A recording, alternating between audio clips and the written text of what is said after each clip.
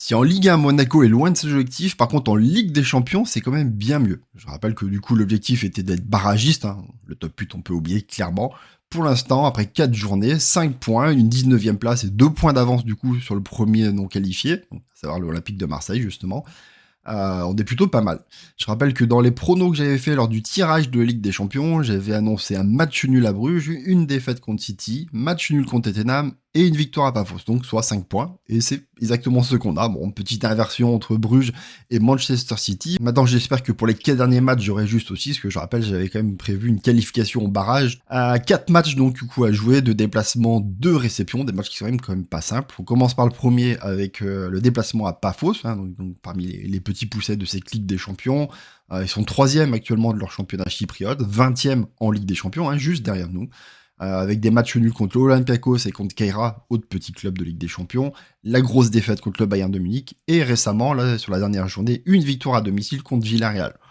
Bon, logiquement, j'avais pronostiqué une victoire, je reste dessus. Maintenant qu'en plus on a le groupe complet qui va revenir, ça doit être 3 points, et avec au moins 2 buts d'écart sur ce match-là. Si on perd des points ici, la suite va être très compliquée. Ensuite, réception de Galatasaray, qui reste vraiment un très très gros morceau. Premier du championnat turc, 9e en Ligue des Champions, vraiment très bien placé. Ils ont fait un démarrage très compliqué avec une lourde défaite à Francfort, mais derrière c'est victoire contre Liverpool, contre Bodo, et contre l'Ajax. Donc pas forcément des énormes affiches, hormis Liverpool forcément, mais qui est un peu dans le dur depuis le début de la saison. Mais ça reste une très grosse équipe. Heureusement, on les reçoit, même si leur public va être en nombre, vu que le nombre de DM que je reçois pour me demander de leur acheter des places aux Turcs, à mon avis, il y aura quand même beaucoup de Turcs dans les tribunes du stade Louis II pour ce match-là. J'avais pronostiqué une victoire, je reste dessus. Pour moi, il faut absolument façon gagner ce match-là. Je pense qu'on a les armes pour le gagner, mais ce sera très compliqué. Potentiellement un match nul à minima si on veut vraiment aller chercher la qualification.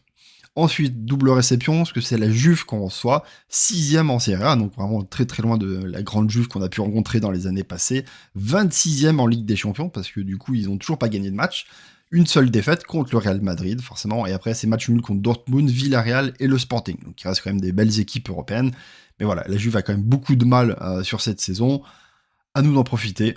J'avais pronostiqué une défaite, je pense qu'à minimum, on peut aller chercher un match nul contre eux, parce que ce sera quand même très compliqué, pour moi, ça reste la Juventus et j'ai toujours ces problèmes avec les matchs qu'on a fait contre eux, les problèmes d'arbitrage.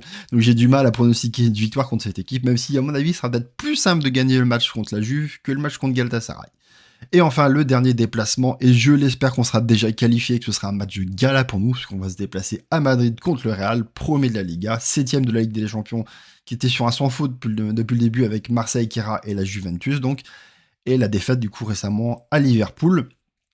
Qui fait que malheureusement, même si derrière ils enchaînent des très bons résultats, quand nous on va se déplacer là-bas, eux vont le jouer à fond ce match-là parce qu'ils vont chercher à être qualifiés dans les 8 premiers pour s'éviter le barrage, voire même aller chercher les 4 premières places pour avoir un avantage de terrain sur le reste de la compétition. Donc clairement, eux vont jouer à fond et c'est pour moi très très compliqué là-bas, surtout avec Kylian Mbappé qui à mon avis va se rappeler ses bonnes heures contre l'AS Monaco. Donc pour moi, une défaite, je reste sur le prono que j'avais annoncé. Voilà.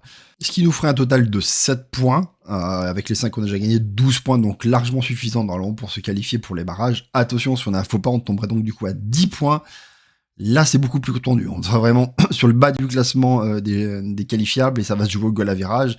Donc il faudra pas se rater là-dessus et pas se prendre de lourdes défaites comme ça avait été le cas la saison dernière en Ligue des Champions contre les gros. On avait quand même pris de lourd. Là, le match contre le Real Madrid risque de compter si on veut pas descendre trop bas dans le classement, si on n'a pas eu les points avant ce match-là. Voilà. Je vous laisse me dire, vous, en commentaire, les pronostics que vous pensez sur ces 4 derniers matchs. Et est-ce que pour vous, la qualification en barrage est réaliste?